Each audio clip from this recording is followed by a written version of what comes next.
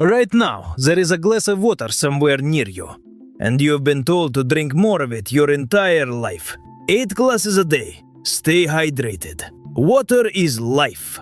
And that part is completely true. Almost every cell you have is mostly water. Cut it off and you would be dead in about 3 days. But here is what almost nobody tells you. The same water that keeps you alive can kill you. Not in some rare, exotic 1 in a million way. It can kill a perfectly healthy adult in a single afternoon. And it has. People who were only trying to be healthy or trying to win a game. This is the story of a number your body guards more carefully than almost anything else inside you. A number most people have never once heard of. And when that number slips, your own brain begins to drown from the inside of your skull. But to understand why water turns lethal, you first need to understand what your body is actually doing every single time you take a sip. Most people believe you simply cannot overdose on water. It's just water. You drink it, you pee it out, no harm done. Drink too much, and the worst case is you spend the afternoon in the bathroom. That is wrong. Not exaggerated. Not technically true in a lab. Wrong. Water has a lethal dose, the same way any drug has a lethal dose. The only difference is that with water, the poison is not the water itself. The poison is what the water does to everything around it. To see it, forget the glass for a second and look at a single cell in your body. Picture that cell as a tiny water balloon with a wall that leaks. Water can slip through that wall in both directions, freely, all the time. What cannot cross so easily is salt, sodium, the dissolved particles floating in the fluid on both sides of that wall. Here is the rule your entire body runs on. Water always flows toward the side that has more salt. It is called osmosis, and it never asks your permission. If the fluid outside the cell suddenly gets saltier, water drains out of the cell to balance it. And if the fluid outside gets more watery, more diluted, then water floods in.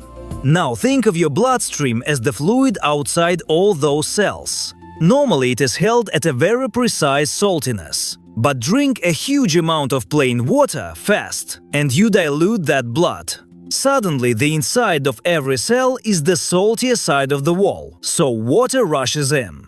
And your cells everywhere begin to swell.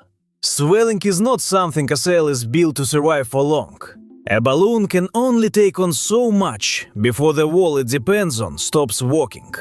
And the more water you drink, and the faster you drink it, the harder that inward pressure pushes. This is not a slow, gentle process you would feel coming. It can unfold over a few hours, quietly, while you think you are doing something good for yourself.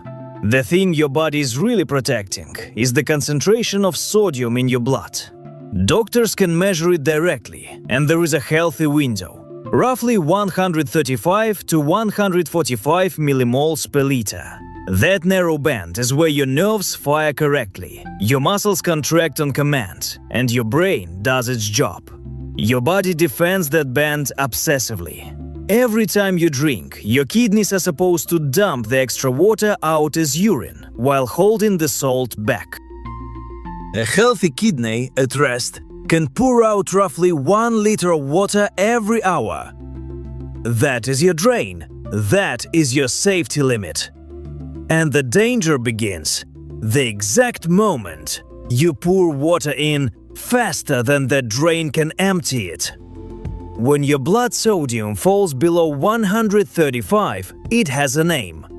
Hyponatremia, low sodium. Push it down under 120, and you cross into severe territory. Seizures, confusion, coma, and a real climbing risk of death. 120 millimoles per liter. Remember that number. That is the wall.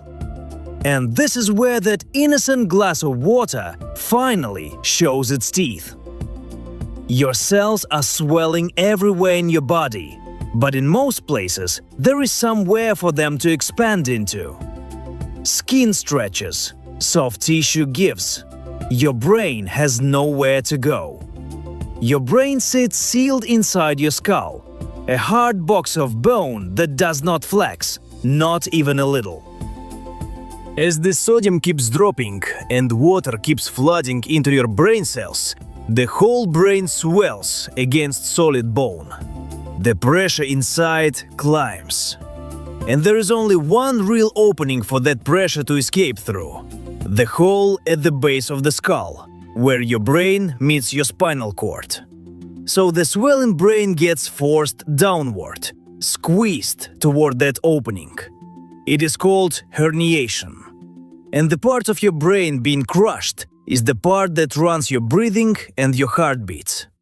That is what actually kills you, not the water. The pressure the water created. This is not a thought experiment. It is documented with real names and real dates. In January of 2007, a healthy 29-year-old woman named Jennifer Strange entered a radio contest. The rules sounded completely harmless. Drink as much water as you can without going to the bathroom. The prize was a video game console. The segment was even called "Hold Your Wee for a Wee." She drank around 6 liters of water in about 3 hours. On the air, she told the hosts that her head hurt. They laughed about it. She went home. And she died that same day of water intoxication, her brain swollen tight inside her skull. And here is the part that should genuinely unsettle you. For years, doctors assumed you basically could not do this to yourself by accident. That only someone with failing kidneys or a rare disorder was at any real risk. They were wrong. Jennifer Strange had none of that. She was healthy. She just drank ordinary tap water. Too much, too fast. And 6 liters is not even some hard, safe floor. That is the part almost everyone gets wrong. Because the number that kills you is not really a number of liters at all. It is a rate. And your kidneys drain is not fixed. Stress, heat, hard exercise, certain hormones your body releases. Any of them can slam the drain nearly shut. Under the strain of running a marathon, a kidney that normally clears a full liter an hour can slow to a trickle, barely 100 milliliters. In that moment, the safe amount of water is a tiny fraction of what it was 60 minutes earlier. So people collapse doing the exact thing they were told to do, drinking constantly to stay hydrated. In one study of runners finishing the Boston Marathon, 13% crossed the line already hyponatremic, their blood dangerously watered down, and a smaller group had crossed into the critical zone. They were not being reckless.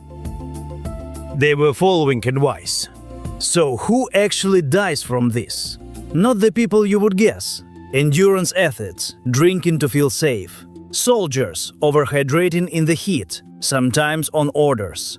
People pushed to drink in hazing, or on a dare, or for a prize. And smaller bodies are more fragile. A child or a lighter adult hits that wall on far less water than a large person does. There have been at least 8 documented deaths from exercise-driven water intoxication since the 1980s, and more from stunts and contests like the one that killed Jennifer Strange. And every single one of them had one thing in common. Nobody involved thought water could possibly be the thing that did it. That belief that water is always automatically safe is part of exactly what makes it so dangerous. So here is the thing to actually take away. Water was never the villain. The villain was the rate, pouring it in faster than your body could hold the balance. In the right amount, water is exactly what they always told you it was – life.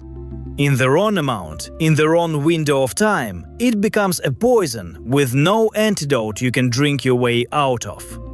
Your body is not really guarding you against water. It is guarding one small number, the saltiness of your blood, and it will fight to the death to defend it. So drink your water. You honestly, genuinely need it. Just respect the drain. Sip it through the day. Don't try to drown a whole day's worth in a single hour. Because the next time you reach for that glass sitting on your desk, you will know the truth that almost nobody around you does. It was never the water that kept you alive. It was the balance. And balance can always, always tip both ways.